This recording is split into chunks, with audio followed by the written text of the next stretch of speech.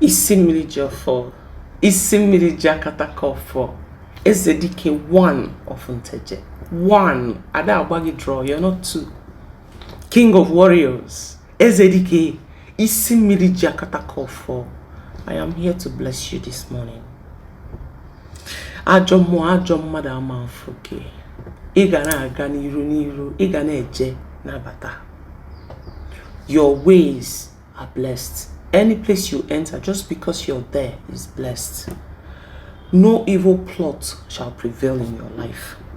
Whatever plot they have against you, whatever evil plot they have against you, I send it back to sender 1,000,000 folds. Whatever they try to do, it will backfire 1,000,000 folds. Isimili Jofo. Woke ka woke. 1 in 1,000,000, 1 in 1,000,000,000. Ikana aga niru.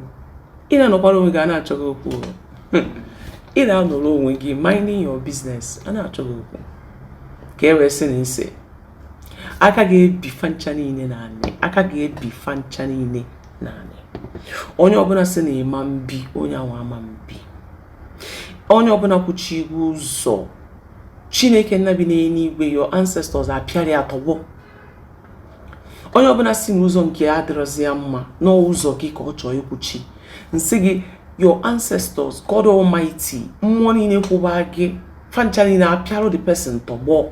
Ị na-agakwa, ị na-move ahead, no delay.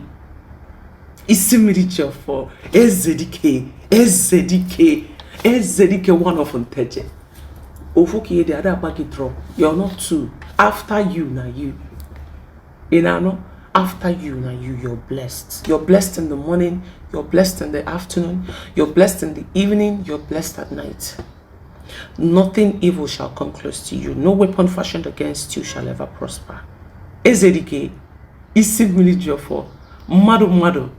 You're a good man, and all are blind. Your light blinds them. Your light, the fire that you came to this world with, fire, they can't stand it. Unfortunately, they can't do anything about it.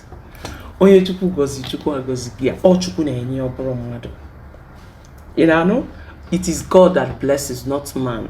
Ha! Ezedike, you're blessed. Ije gị niile bụ ije mmiri, maka ije mmiri a dị iche. Ije gị niile bụ ije mmiri. Onye ọbụla na-alụ gị anya ga-akpọ. Onye ọbụla na-alụ gị aka ga-akpọ. As long as you're not plotting for anybody, nobody will plot for you and succeed. Nobody. I'm over the person. They don't know who you are. And that's why they still, try. Ezedike, Isimili Jofo. Bawado, spread your wings and fly, my king.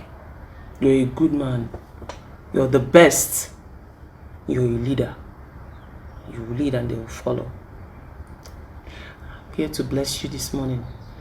You're going to have a wonderful day. Your day is going to be blessed. Everything you touch today will turn to gold. Everybody you come across today will be blessed because of it. Ezedike, Isimili Jofo, you are loved. You are loved. I worship the ground you walk on. You are loved. And it will remain so. Ise.